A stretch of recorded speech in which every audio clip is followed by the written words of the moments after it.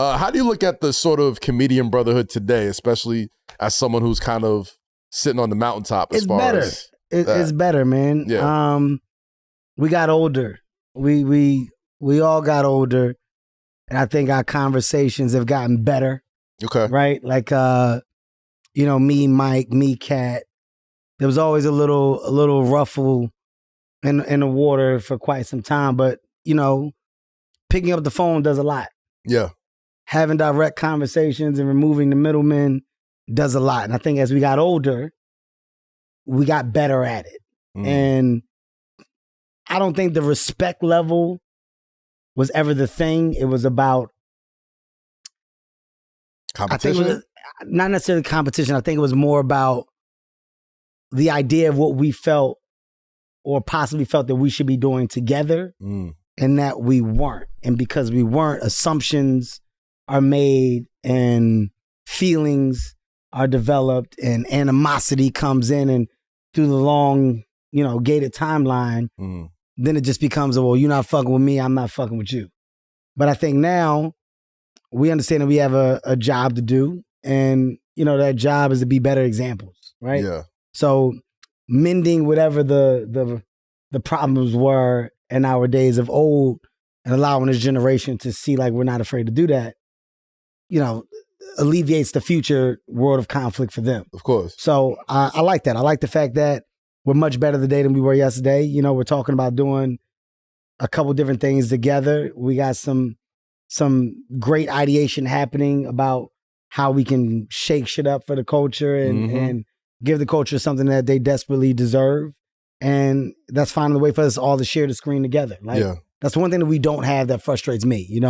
When you think about Harlem Nights, they all had that thing together. Like, whether you choose to realize it or not, Eddie Murphy, Richard Pryor, Charlie Murphy, Robin Harris, Red Fox. Like, the only person missing from that, regardless of their actions in life after, Cosby. Right? Like at that time. Yeah. Right. And for whatever reason, it was because of whatever the differences were back then, that they weren't all collabing and fucking with each other at the level that they should. But imagine a Cosby integration at that time, and we had something to go, oh my God, all of them in that. And Living Color is the closest thing that we have. When you think about all of those crazy talented conglomerates that shared that thing. Of course. You can revert back to that and go, oh, this is when they did. We don't have that.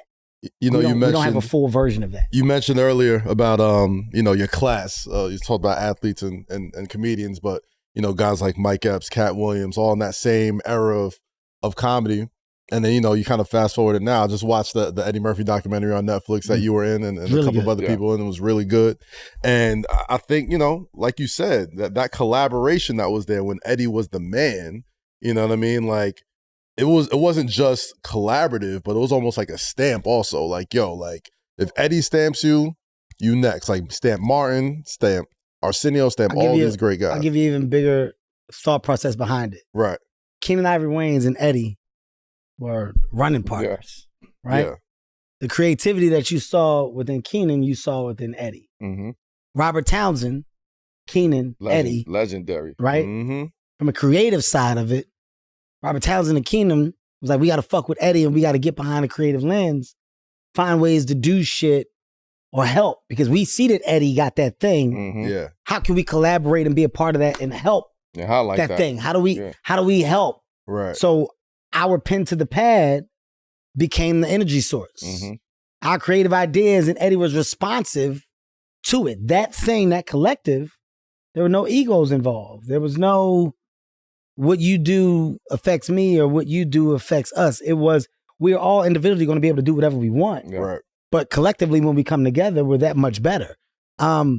With Dave Chappelle and Chris and myself, I think that's something that we have that's pretty fucking dope. It's ego adjacent. We don't care. Your success has nothing to do with mine, and mine has nothing to do with yours. But man, it's so dope when we get in the room and we talk and we politic and we share information or ideas of what we could do or what we think we want to do. I would love to see that table kind of broaden a little bit. Yeah. And I would love to see us all at the fucking table and put our all of our differences aside, you know, male and female, because we all have had our own share of shit. But if we find a way to do that, and everybody understands that the valuable of the win of one piece of IP that we all share some type of participation in, game changing. It lives on forever. It'll be history, and there's small versions of it. Chris tried to do it with Death at the Funeral. Yep. Right? He's like, all right, here's my attempt at it. Let me get who I can. Let me figure out my way. Like, you know, Q with the Fridays and the next Fridays. Absolutely. I mean, when you highlight Katt and Mike, I mean, those movies were big movies and iconic movies, but it's because of the star power of that younger comedic talent that were in the movie or in those movies at the time. Chris Tucker but it was a variation of it. You know, the Tucker, the Katt, the Epps, the me, the Rock, the Chappelle, the fucking Kings of Comedy, Wanda, you know, Monique, Leslie Jones. Like, you got so many people, but we all got our shit. We got to find a way to, like, throw the shit to the side and eventually be on the same. Do you think you lead in that? I think it takes a lot of patience to get it done. Yeah. But you know, man, it's tough. It's tough dealing with separate thought processes. Everybody's got an agenda. And if your agenda doesn't fit my agenda, instead of us finding like a nucleus, sometimes you find an explosion. Is that why you connect with the younger generation like that? I'm guilty of wanting more for other people than they may want for themselves. Okay. And the younger version of myself used to get angry if you don't see the opportunity at hand, and if you don't see what you can get to by doing this thing that I'm showing you. Yeah. Right? I would get mad. How the fuck do you not get it? How do you not see it? And it would put turmoil in a relationship, right? Whereas now, oh, do you get? You don't really give a fuck that much anymore. Like, I want to see you win, but if you don't want to win, then fuck it. It's okay. Yeah, cool. By the way, yeah, cool. You want to get something to eat? you want to hang out? I'm fine with that. Yeah. This doesn't have to be a thing. It doesn't have to. But it doesn't matter as much. You don't feel like a certain responsibility for that though, being as massively successful as you are? No, not like I used to. Okay. Because a lot of your actions and your efforts are overlooked at the convenience of others when they choose to forget. I'm the definition of help. I'm the definition of how can I position generation of us or the generation of tomorrow with my resources to be better or be bigger or to have more, right?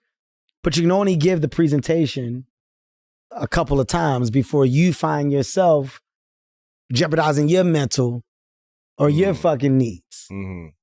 The generation of today, man, I'm a service of here's what I can do, here's what I can't. And sometimes because you can't do things, that's taken as you don't want to do things, right? The expectation of what you should do surpasses the understanding of what you can do and what you're willing to do. Absolutely. So it's a weird thing of balance. What is a priority and what was a priority is just fixing the relationships of old that don't have to be bad. Yeah. And in the case of where that's been done, I'm happy with that. And I think that we're going to figure out how to do some dope shit together. Yeah. It's growth. Yeah. Growth. But the growth comes with also an understanding of it's okay if we don't. Yeah. That's growth. That's what I'm saying. Like but the biggest thing is being okay with that and knowing that you did your side. Absolutely. And I'm okay if it was received or not received. I'm okay with that. 88. And we had won a Grammy, and but I had neglected to pay my taxes. I neglected to do that at 88. Yeah. I was like, the IRS gets money from everybody. They don't need mine, but they felt differently. So the IRS had, I didn't pay taxes for the 2 years and winning a Grammy and all that. So I didn't pay taxes. So they just thought they should take my stuff. So it was, I was a little down, and I went out to LA. I sold everything in Philly. Like I was like broke. I sold everything in Philly. And The Butt was like 89. The Butt was like the big record. Doing the butt, right? EU. DC Go-Go. DC, yeah. So they had been on tour under us while we were big. Like, so we won a Grammy and we were big, and then we started to fall off as they were rising. And me and Charlie Mack was backstage, and we were outside of a club called the Palladium. So we were outside, and I looked through the door. I'm standing, the security didn't recognize us, right? So I looked in, and I saw one of the members of the group, and we had just been on tour, and I was like, yo, man, yo. And I played myself. But I was like, yo, man, get the security. And he like flagged me off, and the door closed in my face. Yeah. And me and Charlie Mack, we was walking down Hollywood Boulevard, and I remember I turned to Charlie, I said, that will never happen again. And I just made a decision in that moment. I was gonna be the biggest fucking star on earth. Talk to him. Mission accomplished. Hold up. What you got to say? You over here chuckling this shit. All right, I got some shit. So for you, I mean, because obviously at that moment, collaboration was you starting that thing with Bron and Wade and that brotherhood, you know what I mean? Publicly, like, yo, these are my guys, even though we playing on different teams. In entertainment, I feel like it's different. It's opposite. Yeah. It's collaboration is encouraged, especially now. For sure. You know what I mean? So for you, what was that like? Because, obviously collaboration is encouraged, but you got to be mindful of and intentional of who you collaborate with. Yeah. That's absolutely true. And yeah, I think also I know it is so different because you guys you're playing publicly, you have fans, you could see like the direct result of like you being incredible. And like in the entertainment industry, especially as a writer, it is so like it's just us, we're creating. Nobody sees the intricate, like we argued about this to get to this plot point, and like the little collaborations, the many collaborations that happen to make something great, and you don't know how people are taking it. I don't get to watch people watch an episode for the most part. All you see is later when it comes out, like those reactions or people, and social media changed things like that, where you can see people be upset about choices that you've made and all those things. And I remember for me, like it was like walking out and seeing like, oh, people know who I am or identify me with my character on the show, and more people are watching it. I could go to another state and like people will go crazy. It's such a delayed reaction. So there was never like I'm welcome to Hollywood moment until like I might go to an awards event or something like that. And then it's just like, what? Helen Mirren is saying she knows me? That's crazy. What? Why is she watching Insecure? Helen Mirren is a crazy It was. Helen Mirren smoking the L watching Insecure? She was crazy. Like, I like this bitch. Yo, fuck yo. Yo, you know what? You know what? I fuck somebody heavy. Word. But that's what validates it though. Like that's what validates like all the work that you put in. Absolutely. Like when the people that's already there, like when they validate you being a part of their world now, their fraternity. Like I remember Wayne, right? We won a national championship. Like, and Lil Wayne, I go to Miami, like my first vacation around my birthday. And we walking. Mind you, it's entourage. It's 20, 30 people, Memorial Day, back then in 02. And Wayne gets out the car and starts yelling, yo. I'm like, yo, nah, that ain't Wayne. Like, that ain't Lil Wayne.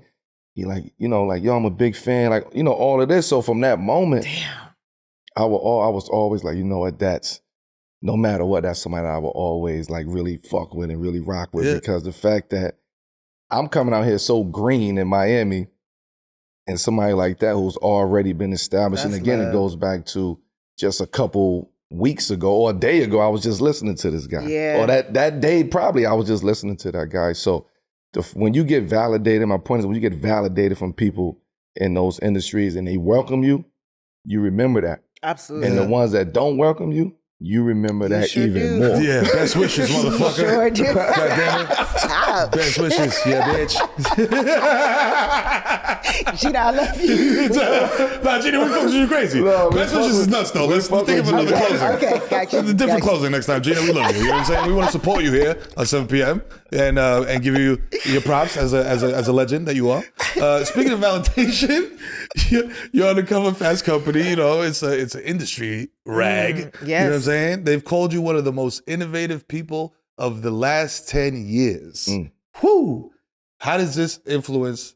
Well, maybe not necessarily the magazine cover, but how does the shit changing influence how you operate Howery? Diversify. Like, I tell stories for a lot of different mediums. I tell stories through brands. I tell stories in film and television shows. And like at the core, that's what I want to do. And even at Howery, like where we have these multiple industries, it's about just making sure that we're constantly thinking about the other ways that we can operate outside of limits. And then also like going back to the origin of like who we're creating for, because there's still, no matter what's happening in the industry, there's going to be a lot of turmoil. There already is a lot of turmoil. And at the end of the day, they're never going to prioritize us and our stories like we will. And so as long as we continue to do that, I feel like we'll be okay. And finding spaces to do that, finding spaces to support people who are also doing the same. Like that's kind of where my head is at. For me, from being an athlete, that I know is like, and it's the thing with that I knew, thankfully, at like at a young age from sports, is the blind spots that perspective can have. Because like people like, for instance, I did Fruitville, and then I moved into the studio system, and the studios sometimes wanted to challenge the department heads that I worked with, because the budget was smaller. Yeah. So they would want me as a director, but they would say, "Hey man, we're gonna put you some experienced department heads around you." And I say, "Well, what about these people I just worked with on this smaller film?" "Oh nah, man, they don't got the experience for this budget size. Right. So we want you to get these new folks who we used to working with, and we feel comfortable, right? You know, managing this budget and it was my job to push back and say, no, I want to maintain these people because you want to work with me because my movie's good, and these people help me make this movie. So they position is looking at it like, oh yeah, like we want him, but not the people that was around him. You know what I'm saying? And like I got a lot of glue, like we all call it glue guys, like the people who helped me win. Who is not as flashy, you know what I'm saying? Like, and I knew them kind of cats on my team. Like, you might see the quarterback light the shit up for 500 yards. And you say, man, that quarterback is great. But what I know is our left tackle is incredible. Yeah. You know what I'm saying? The reason he would, you know, some of these big games came on his third and fourth check down. You know what I'm saying? That man, he had all the time in the world. Cause his tackle was so great. You know what I'm saying? Or you know, or we got a slot who he can throw a hitch to, who breaks his 70 yards. You know what I'm saying? You looking at the stats, see, oh, this dude had a 70-yard pass.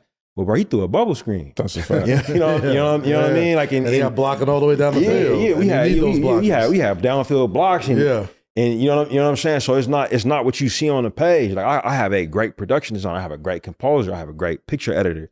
These people coming with me. You know what I mean? If you want to hire me, this is what you get. Yeah, this is you know what I'm saying. And that aspect of it definitely came from sports. You know what I'm saying? I'm 32, right? So it was different when I was a kid. You know what I'm saying? Like I think the internet changes the way that we view imagination, and honestly, the perspective of hip hop has changed over time.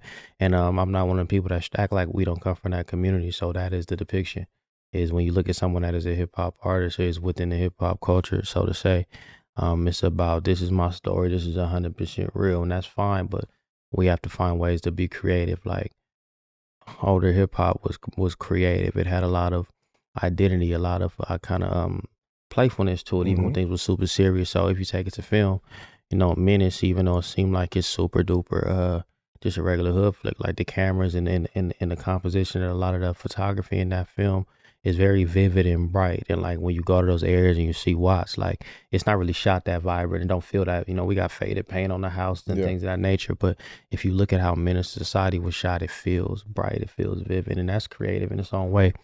A film like Ghost Dog, like, is vivid and it's imaginative, even though it's dealing with real stuff. And I think that those are the things that we try to pull from Meteor Man. You get what I'm saying?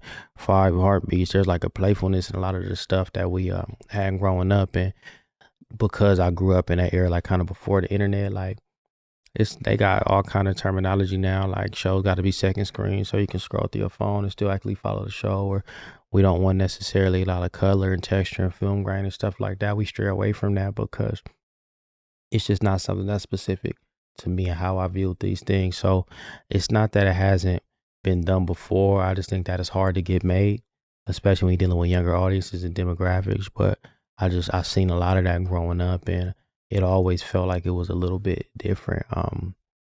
So I just wanted to kind of apply that to what I was creating. Like even the Bernie Mac show, like the way that show is shot, it's not shot like a typical sitcom. The floating cameras, the long hallway shots, things of that nature. That's like superior filmmaking. So we had it and we do have it. We just got to get the right opportunities to the right people in the right spaces. And I think it can get back to that. So even with purchasing the military base for the movie studio and the $60 million that we have, going to work out there at Fort McClellan in Anniston, Alabama. This is a guy doing a movie studio who's in the movie business, you see?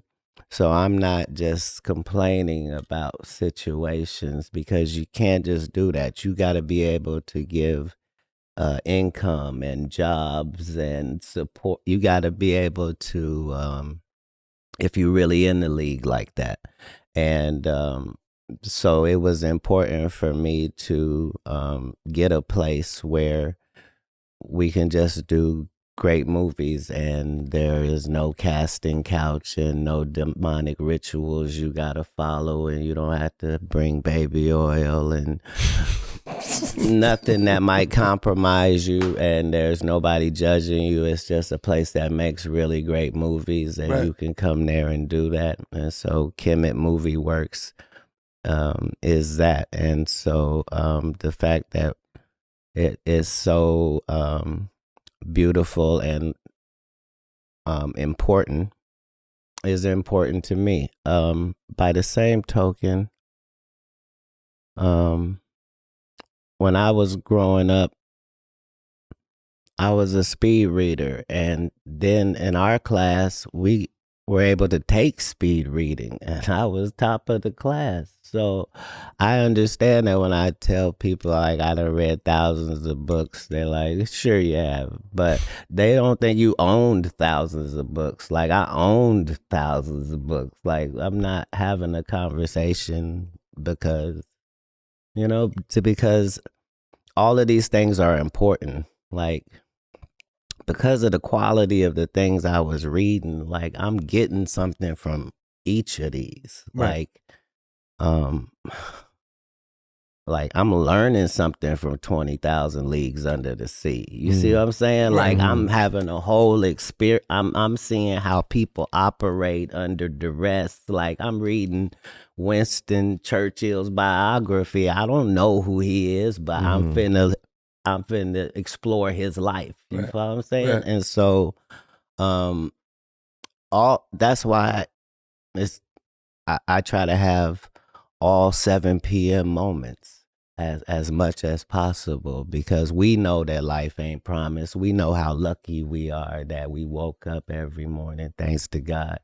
But a lot of times we get so busy, we don't act like that, right? Mm-hmm. But the way he done blessed me my entire life and kept me, you follow what I'm saying? I've been arrested 35 times, you know what I mean? I'm out here talking to you, you know what I mean? I got 19 assault and batteries, you know what I'm saying? This is a Daniel in the Lion's Den type story he's been able to take me through. And I've just had to be faithful, I make sure that I'm as impeccable as I can be. And when you make mistakes, be accountable, you know? Right. I don't know if that makes sense. Speaking about makes perfect sense. Yeah, you kidding me? I'm sitting here like going to church. I'm like, that's a fact. God is Stay important. mellow, man. Yeah, nah. Stay mellow. Come on, man. Preach. And speaking of Kemet, you said that it's a place where people can go and just kind of create, right? Which is which is real rare. You know what I'm saying nowadays. You know what I mean? Because of like the industry, the way things work, gatekeeping, all of that. What was the impetus for you to start creating this, to go down there and make that investment in Alabama, open up that studio, you know what I mean, and invest back into your craft, into comedy and the community. Well, if comedy is my craft, then we have to be realistic and realize that Hollywood was in large part built on the back of comedy. The fact that no matter what color you were or what your ethnic group, if you did a funny movie, people responded to that. And that was important in our business. As far as Black movies are concerned, there's not enough of those as it is because they all require a trauma base. So in order to do a movie with Black people, something got to be happening to somebody. Yeah. You see? And our white counterparts can make a movie about fucking golf. Us going out to the store for the weekend for this wine tasting and the hilarities that ensued. You know what I mean? And so understanding both of those lanes and being in that world, it was just important that there be somewhere that people could go. But by the same token, it's why I would experience a lot of opposition as well, because nobody cares about the guy that's trying to help other people in real life. So they were not really fans of Nikola Tesla while he was here because of the fact that he was honest. He didn't say he came up with his ideas. He said he went to Egypt and got the information, and he said that he studied that in the Sumerians and came up with it, and he wanted to just give free energy to the world. And as soon as they knock him off now, everybody can make billions of dollars off of energy, and everybody can have an electric company. And, so this road is a dangerous and hazardous road, but it has all the benefits as well. Fame scared me, man. Scared you how? As in like things you think you'd have to? No, horror nigga, stories I really had survivor's remorse. I was so sad, nigga, that I'm the only nigga that made it out of my crew. Yeah, my especially being from Indiana, boy, them niggas felt like I left them, man. And once I got famous, I overcompensated and gave my money away because I was so hurt that I made it. You know what I'm saying? And man, I gave away millions of dollars, brother, to people trying to buy their love, trying to buy friendship back. And it took me years. I was like, you know what? Fuck these motherfuckers. You know what I mean? And it was like a gorilla lifted off my back. And then I went back to my hometown and I was like, damn, all these dudes that they thought they was intimidating me, but they didn't know that I was scared I was gonna kill them. I'm like, nigga, That's you real. think I'm afraid of you, nigga. I'm thinking myself, on a whole nother level, nigga. I'm trying to figure out how I can fuck you off and get away with it. Just cause I was, you know what I'm saying? Of course, Yeah, man, nigga, niggas was pushing up and man, but they didn't know I was slick. I was like, oh, if you extort me and I'm giving you my money, I'm gonna kill you the 5th time, nigga. I'm just being honest with you. You done scared me. You got me giving you my money. Your mom don't nobody expect it. I'm gonna kill you, nigga, because I'm the last one they gonna expect. I'm the famous one. I got a movie coming out. What? Man, I've been through all of that shit. So now that I'm 55 and I'm sober, I put a boxing gym in my hometown. I'm inviting all the street. I'm going to beat their ass. I'm going to fuck them niggas up. Yeah. And I've been telling them, too. I put on the front of the boxing gym, don't stop and look, nigga. Come and get this right hook. I swear to God, Mello. I'm going to kick all them old niggas' ass that I thought was tough when I was young. I want to fight them niggas. And I put the club there. So if y'all watching this, sign up. You know who you are. I'm going to kick your old diabetes ass. You got diabetes by for several reasons. Oh, damn. All right. Yeah, I was too nice, man. Yeah. You know how you be too nice and then you think about it and you like, oh, hell no, I'm going to be a monster now. Well, you mentioned it, right? Like you mentioned earlier how, the fact that, just being too nice all the goddamn time. Yeah. You almost felt like when you gave up drugs and stopped dealing drugs that like, making it in Hollywood or making it as a comedian. Yes, and in my brain, I could not believe that them niggas was still trying to get me to do bad shit. Mm-hmm. That made me so that just good. It's like God blessed me and got me out the situation. That's when the light bulb come on. Yeah, man. It just showed you that the devil's real. Yeah. Is that, I was like, damn, this dude really don't give a fuck about me. I'm famous and this nigga still want me to get on a plane with what? Want me to do anything criminal. You a dirty motherfucker. So. But now I'm like I said, I'm 55. I just see life totally different now, man. I'm more grateful and I'm more in tune with who I am. I love myself now, And it took a long time to learn how to do that. It took a long time for me to learn how to love myself. And a lot of people think they love themselves and they don't. Mm-hmm. You know what I mean? It's fabricated. But they can't stand themselves.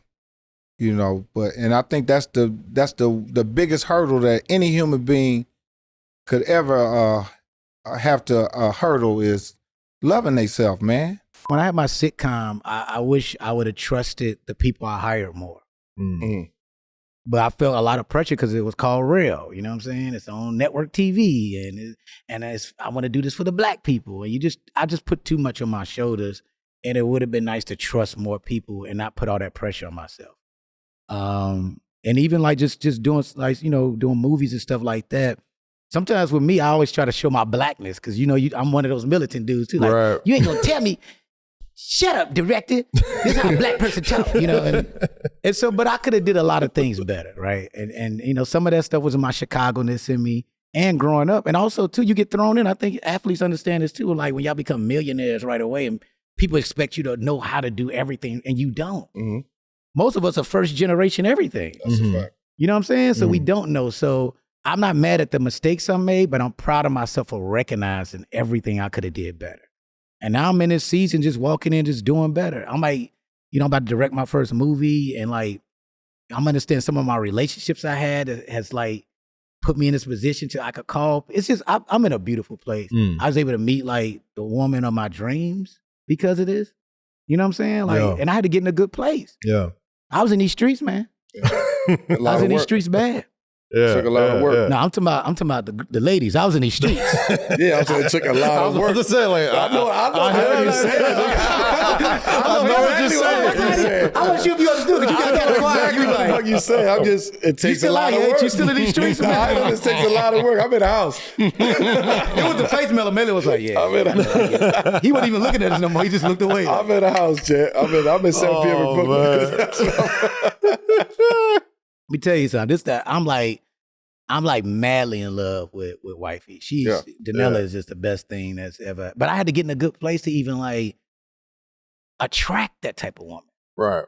Like I wasn't even a proper place to attract that. So like it's just been a beautiful, like everything that's happening now has been really cool. You said something earlier about being having the Super Black show and having my name on it. And, there's only a handful of people that get the opportunity to have a network television show with your name based off your material. Based off your material. Yeah. You know what I mean? I probably count on the hands and toes how many people got the opportunity. Yeah. Do you feel like you had too much pressure to not just do it for yourself, knowing that like, yo, not a lot of people get this opportunity. If I mess this up, they close the door behind you. You know what I mean? Was that sort of how you? 100%. All of that was a part of it. I mean, and look, at the end of the day, I was still able to create a lot of opportunities. Mm-hmm. I mean, I got a chance to create a show with my friends. That was even crazier. Like with Gerard Carmichael, good friend Kevin Barnett, rest in peace.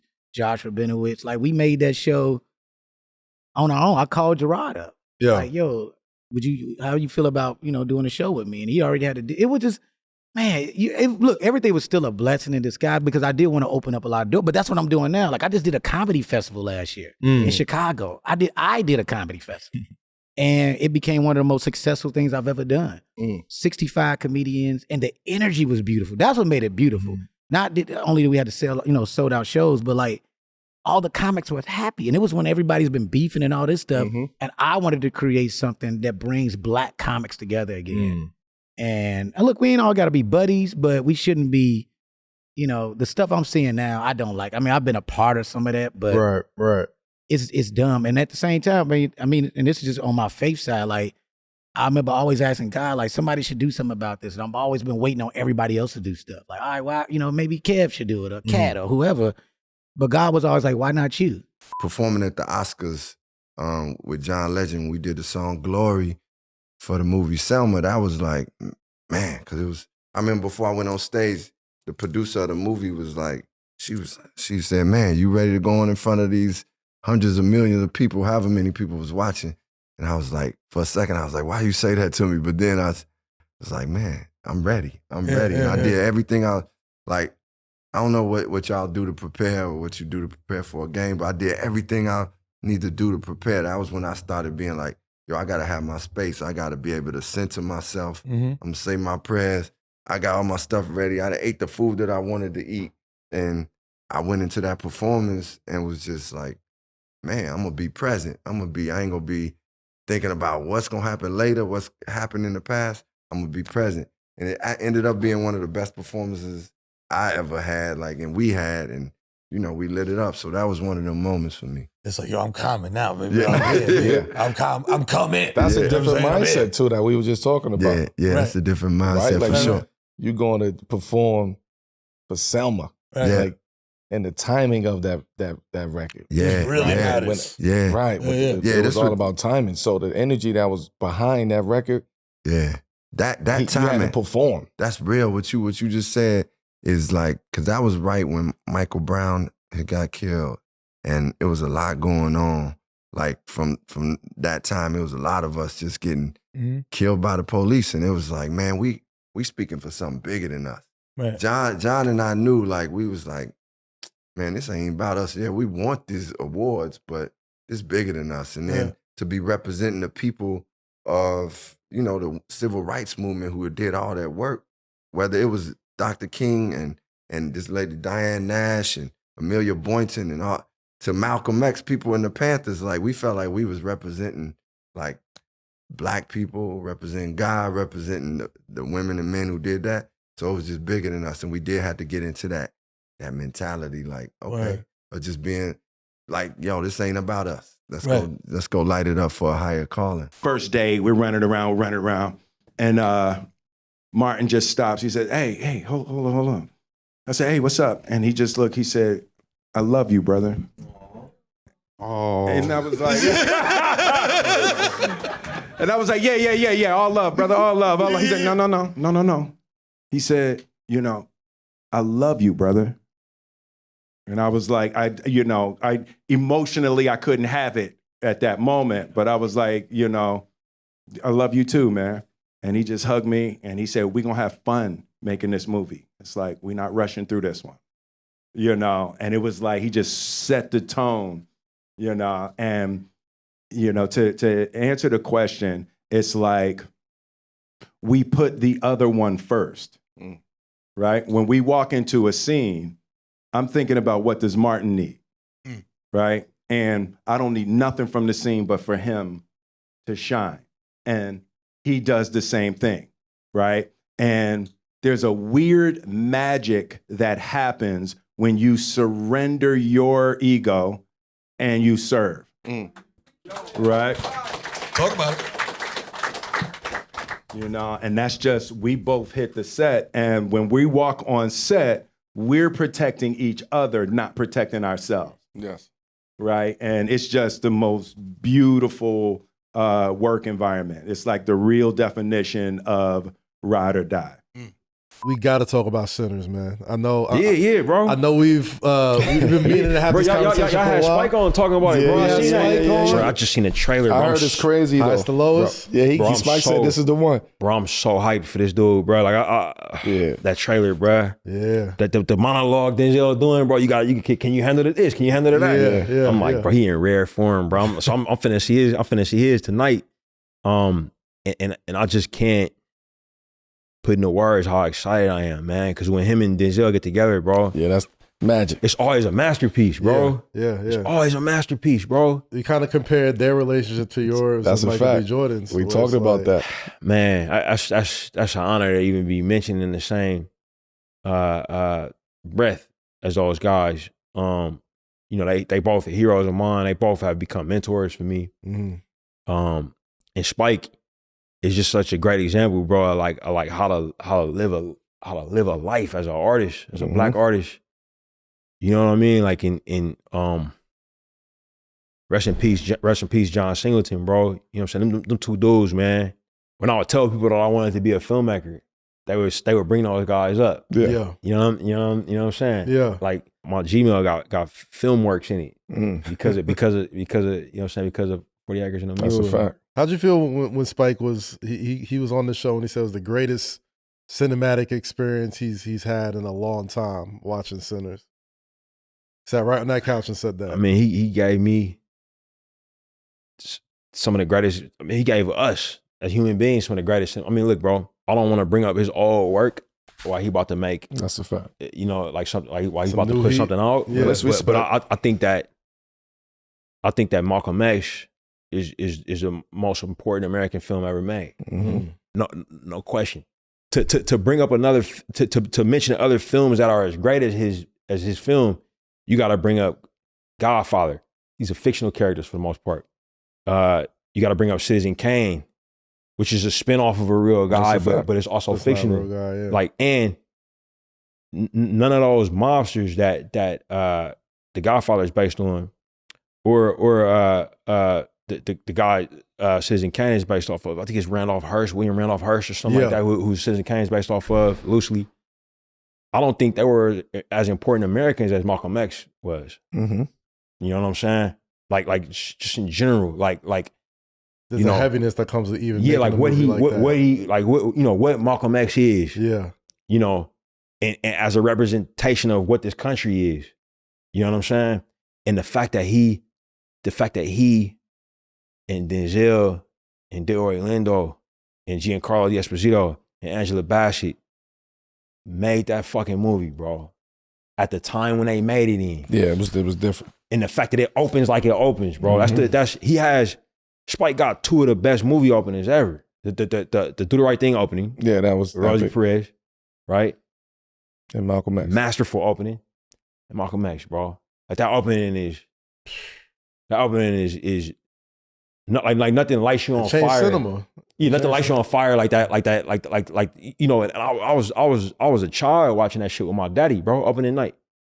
You know what I'm saying? And so for me to give Spike, you know, a cinematic experience, I'm just paying him back with interest, bro. No. You know what I mean? That shit. That's incredible. You know, but it meant the world to me to hear him say that, bro. Like, you know, Brock cried, bro. Man. I had to hide he was jumping around like Spike, you know what I mean? Like he was jumping around 2 feet. I was wiping tears on my eyes, bro. Wow. Like I'm sitting in the IMAX theater showing Spike Lee a movie, bro. Like, he likes it.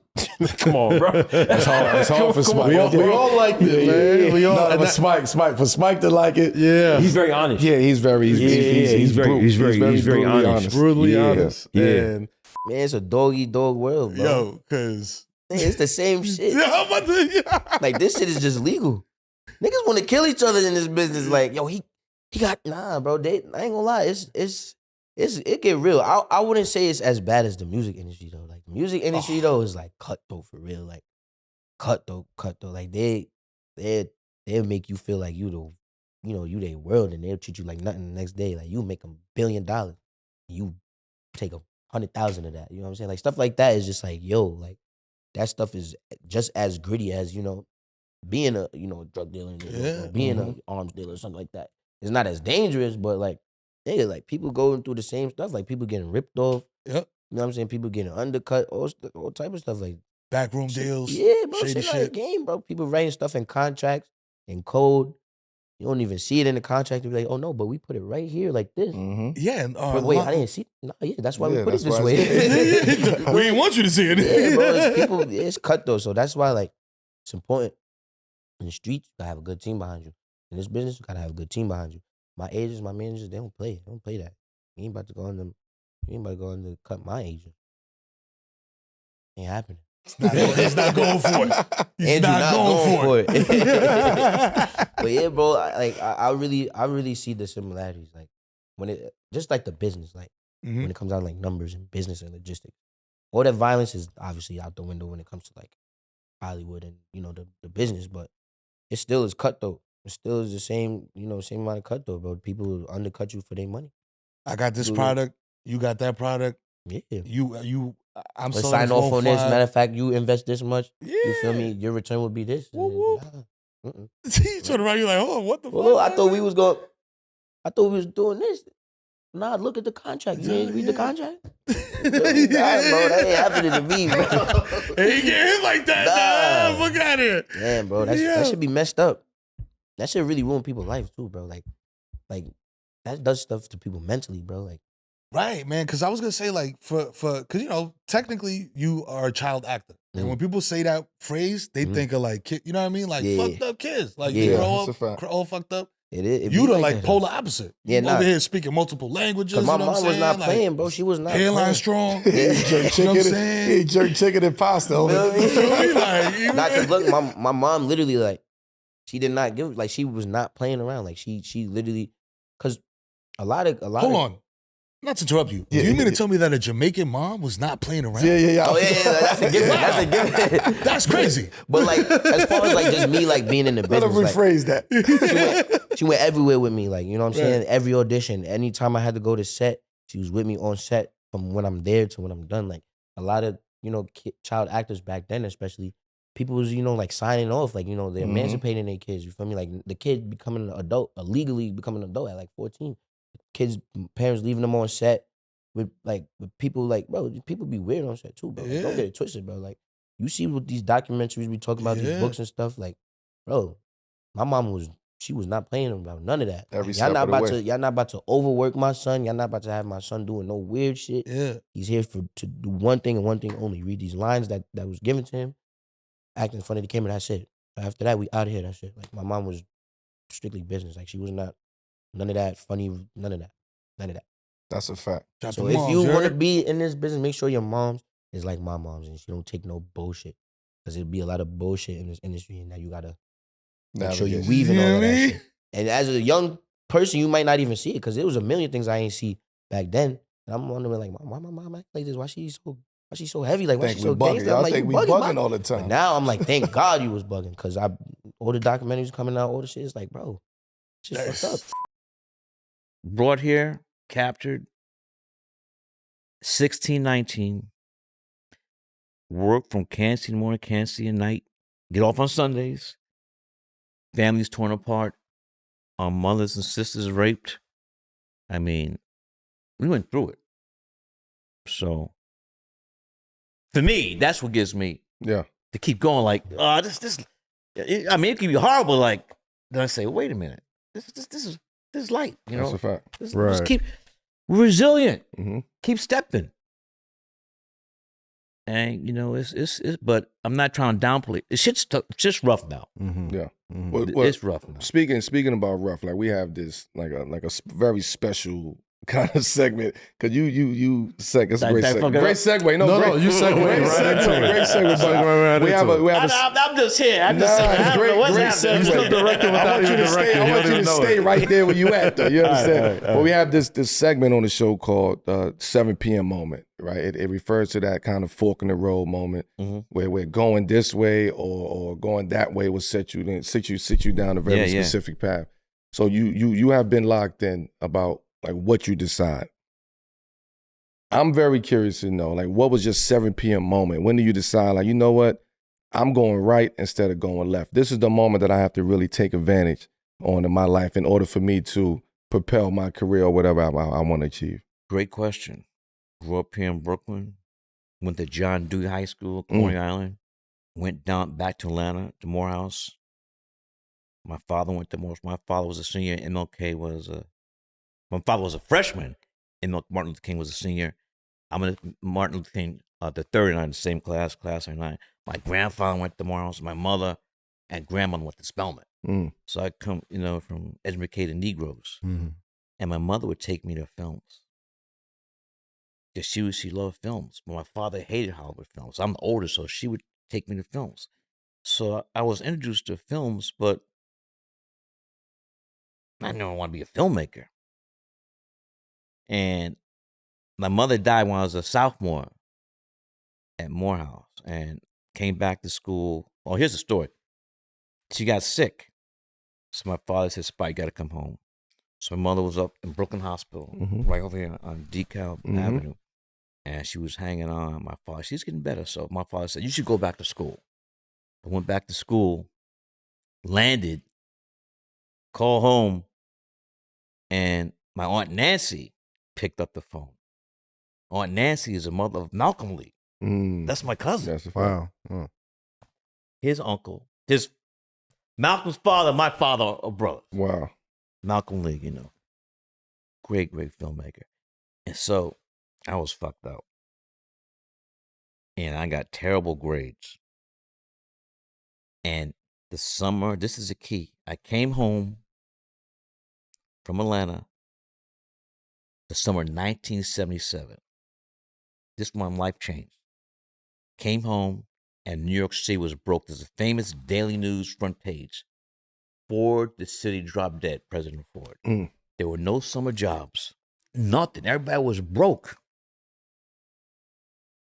And a woman named my friend, Vietta Johnson, went to Stuyvesant High School, Princeton undergrad, Harvard med school.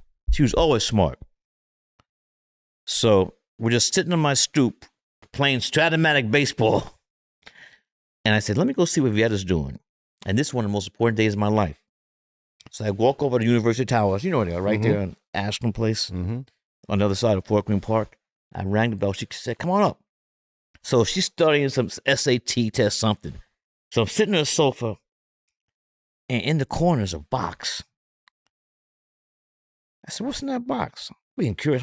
He said, it's a film camera, a Super 8 camera. You can have it.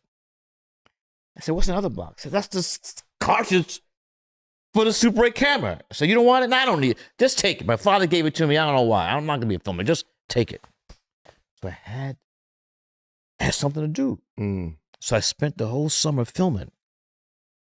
1977 was the summer of the blackout. When the Baweek was.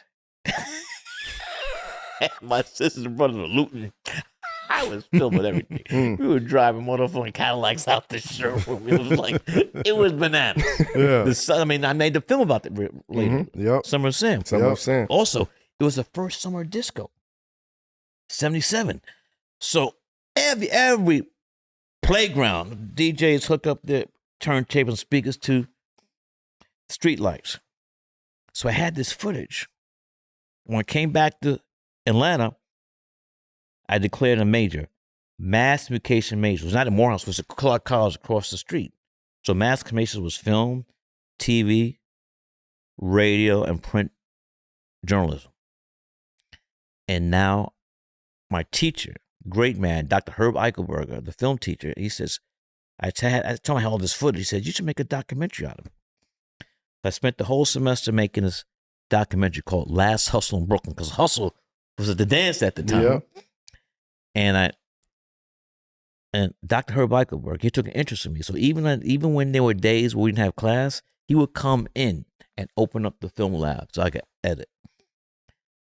So second semester, I showed the film, the class liked it. I said, bet. But hook or crook, I'm going to be a filmmaker.